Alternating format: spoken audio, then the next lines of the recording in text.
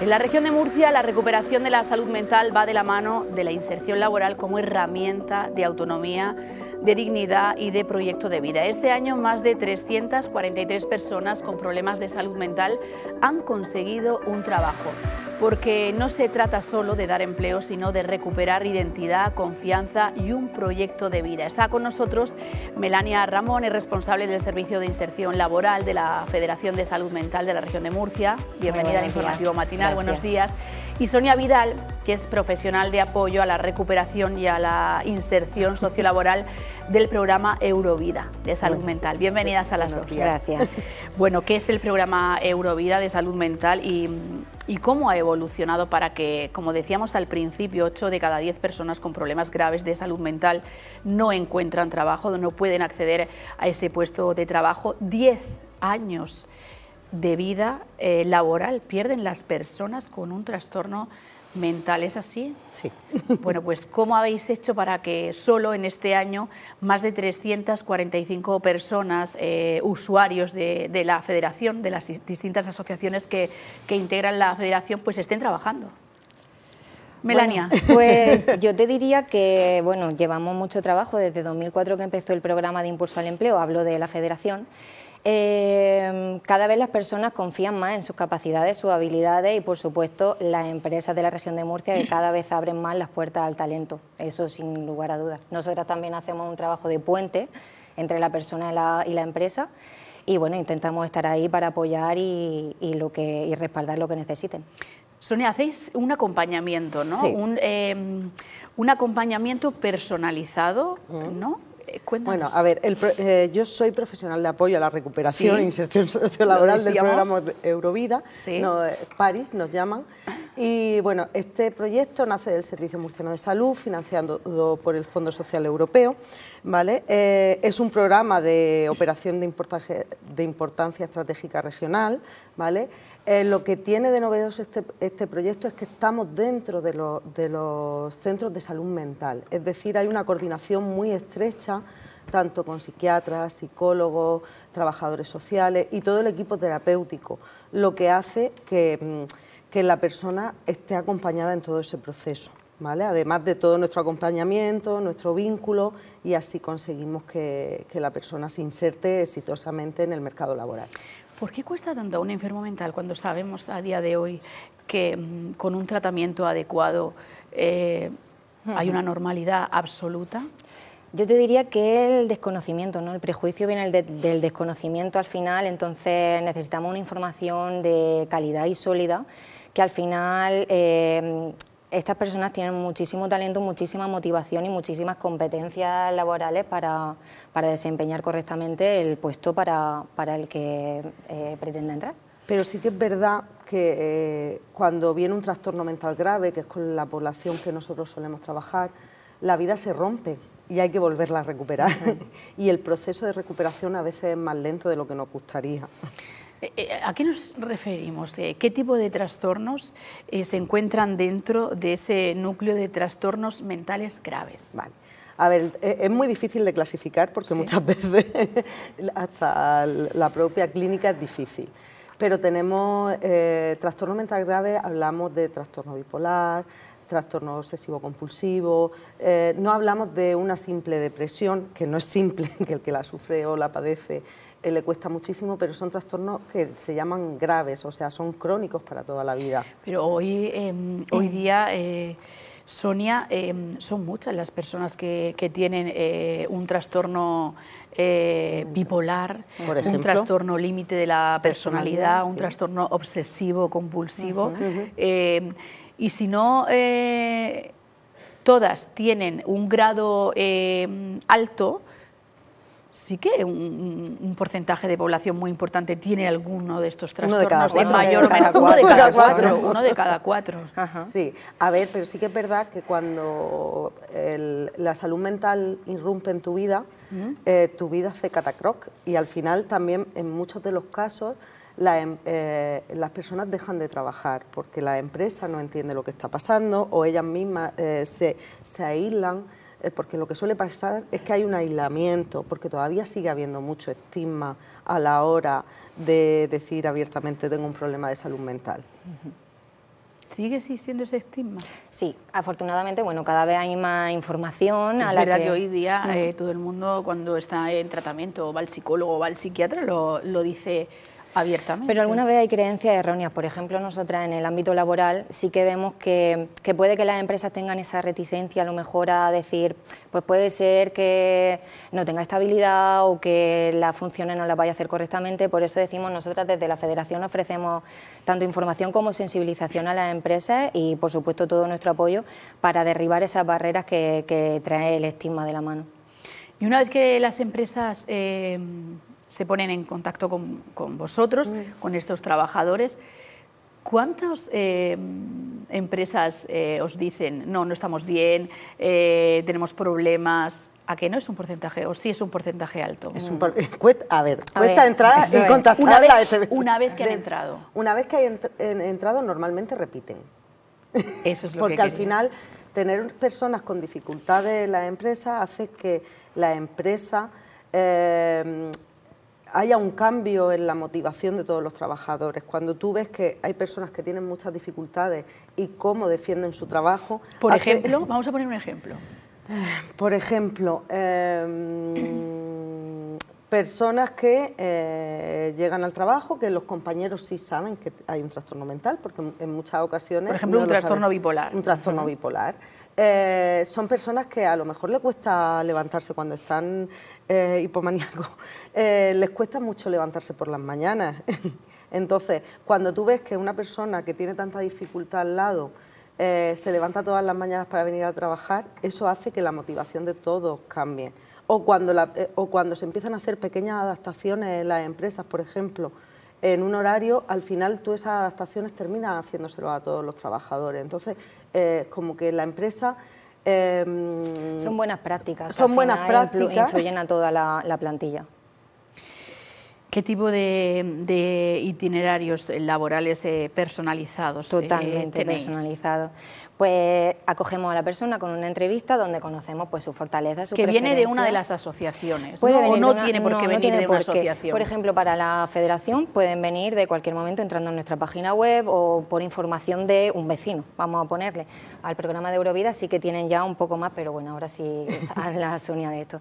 Entonces, lo que te decía, lo acogemos en una primera entrevista donde conocemos a la persona, sus preferencias, su experiencia previa, si la tiene, y en qué le gustaría basar su plan, su proyecto de profesional. Y bueno, empezamos a trabajar en su itinerario personalizado laboral y a partir de ahí pues ya vamos derivando, hacemos orientación laboral, derivamos a formación en caso de que sea lo que necesita o nos ponemos en la búsqueda de empleo, trabajamos con él las habilidades laborales y sociales, por supuesto, y ya pues nos movemos en base a su perfil profesional, buscamos empresas en las que pueda encajar y a partir de ahí hacemos acompañamiento durante la incorporación al puesto de trabajo y después también. Claro que hemos hablado de cómo le cuesta, ¿no?, a las empresas hacerse pues, con un nuevo trabajador, con este tipo de dificultades a priori, pero claro, para ese trabajador es también muy complicado, ya no solo por el hecho de que tenga una enfermedad, sino porque antes probablemente de ser diagnosticado con esa enfermedad, que a lo mejor ha sido diagnosticado con 40 años de esa enfermedad, hasta los 40 años él ha tenido un trabajo estable, ha tenido una vida normal y la enfermedad le ha llevado a tener que frenar en seco. Sí. Y entonces ya se presenta de manera laboral de otra forma. Ya es una persona que está enferma, ¿es así? O que lleva unos años de parón, también se nos da el caso, o que no puede ejercer su profesión habitual porque le hayan incapacitado para hacer su profesión habitual. Pues ahí lo importante de estos programas es que al final ellos tienen su objetivo y nosotros somos acompañantes, somos los que le ayudamos y los que conocemos las empresas de la zona, el entorno laboral. Entonces vamos trabajando con ellos y vamos entrenando pues, a cómo superar una entrevista de trabajo, a cómo explicar lo que les está pasando y por qué ha habido ese parón laboral y cómo están ahora y por qué lo tienen que contratar a ellos. Entonces vamos trabajando toda esa parte de sus objetivos laborales. No son nuestros los objetivos, son de la persona. Transversalmente también vamos trabajando lo que es su su autoconfianza, ¿no?, en él mismo y la autonomía que al final puede... Lo decíamos antes, ¿no?, esa autoconfianza, esa autonomía, esa independencia, un trabajo que le permite tener una independencia. Claro, y formar parte al final de la sociedad, que yo creo que es lo más importante, dejando a un lado el salario. ¿Cuáles son las principales barreras, ¿no?, a las que se enfrentan los enfermos de salud mental a la hora de acceder a un puesto de trabajo? En una entrevista, por ejemplo. Pues, a ver, en una entrevista, pues ¿por qué dejaste de trabajar o por qué estás cambiando de puesto de trabajo? Entonces ahí entramos a los temas que para ellos son dolorosos, que es... O por qué llevas tantos años sin trabajar al final. Entonces, pues ahí sí que es verdad que como hemos trabajado la autoconfianza, es verdad, yo estoy bien para trabajar ahora mismo, quiero trabajar, tengo motivación, además se les nota, se les ve, se les siente, y eso al final, con nuestro acompañamiento y nuestra ayuda, hace que sea exitoso. Pero tengo una duda. Una persona cuando va a acceder a un puesto de trabajo y es enfermo o enferma mental y toma su medicación, su fármaco, lo que le corresponde para esa enfermedad, ¿tiene que informar a la empresa en la que va a entrar a trabajar que tiene un problema de salud mental? ¿Es obligatorio? No sé. A ver, a la empresa no, pero al reconocimiento médico sí, tú tienes que decir lo que te pasa. Tú en el reconocimiento médico sí que tienes que decir el trastorno mental que tienes. Bueno, y que también está bien, que por eso también trabajamos mucho con ello, el hecho del estigma y de la autoestima que muchas veces que es llegan. bueno para que no se sientan avergonzados. Hablar sin miedo. Hablar sin miedo y sin vergüenza de que están pasando Como yo tengo la rodilla rota, pues yo tomo medicación para un problema de salud mental. Pero es fácil decirlo de esa manera, es que Melania, pero luego... el tema está en el estigma, por eso intentamos mucho pues cuidar el lenguaje a la hora de las empresas de ser totalmente transparentes con las personas, reforzar su propia capacidad y sus propias habilidades. Lleva un trabajo muy duro, pero sí que es verdad que cada vez hay más información y más sensibilización y bueno, poco a poco se van consiguiendo cosas. Y es verdad que estos programas, como nosotros hacemos contacto con empresas, sí que vemos que los participantes, las personas participantes de estos programas que entran a las empresas, que nosotros no decimos el diagnóstico, porque el diagnóstico es privado de la persona. Pero van sí acompañados de ustedes. Pero a veces van acompañados de nosotros. Entonces eso a ellos les libera en el sentido, no es que yo vaya a la empresa, pero yo sí que consigo, hago el enlace entre la empresa y la persona. Entonces sí que las personas saben que hay algún problema de salud mental, ¿vale? Entonces eso, cuando pasa, la gente va más tranquila al trabajo, porque puede hablar de ciertas cosas que antes no podía hablar y que ya que la otra manera sería ocultarlo y a lo mejor vivir 8 horas en un centro donde estamos... Lo que también crea malestar. Claro, genera malestar porque estás ocultando algo, ¿no? ¿Qué rol desempeñan los profesionales de París en este acompañamiento, en las prácticas formativas, en herramientas, ¿no?, para acceder a ese puesto de trabajo? A ver, pues lo fundamental es el vínculo con el paciente y después nuestro vínculo con los centros de salud mental, con el equipo de salud mental. ¿Qué hace eso? Que nosotros somos el enlace del exterior al interior y tenemos contacto directo con los profesionales y con el equipo que arropamos a la persona. Entonces, cuando vemos que hay una pequeña desestabilización o la persona te dice, pues mira, llevo 3 días sin dormir bien, pues enseguida podemos activar hacer esos ajustes sin que haya recaídas, que es lo importante del programa. ¿Cómo impacta el empleo en la recuperación de estos pacientes? Bueno, cambian vidas. Total. ¿Algún ejemplo, contadnos, alguna experiencia que hayáis vivido? Bueno, adelante. A ver, pues mira, por ejemplo, yo tengo un par de casos de personas que, lo que tú estabas diciendo, llevaban 10 años en casa sin poder trabajar, sin sentirse útiles, y cuando hemos empezado con el trabajo, hemos ajustado expectativas de la realidad y han empezado a trabajar, la vida ha cambiado por completo, porque hay un ajuste horario, hay una vida. Al final lo que siempre te pregunta la gente es ¿cómo te llamas?, ¿cuántos años tienes? ¿Y qué haces? ¿A qué te dedicas? Entonces, pues conseguimos que tengan un rol en la sociedad. Entonces eso les cambia la vida. ¿Creéis realmente, aunque queda mucho por hacer, que ha cambiado esa percepción, ese estigma hacia las personas con enfermedad mental o seguimos las mismas? Yo O creo que vendemos que ha cambiado No. y que vendemos que lo normalizamos, pero en realidad no es así. Yo creo o quiero pensar realmente sí, que cada vez, pues lo que comentábamos, hay más información que al final es la base de la lucha contra el estigma. Cada vez ellos también tienen más autonomía y más creencia en sí mismos y eso es muy bueno. Y cada vez se habla más sin miedo. Entonces, bueno, es lo que decimos, una lucha de mucho camino al final, queda mucho camino por delante, por supuesto, tanto con las personas como con las empresas, pero sí que cada vez hay más información y las empresas, de hecho, se ve que en los números que cada vez apuestan más por el talento.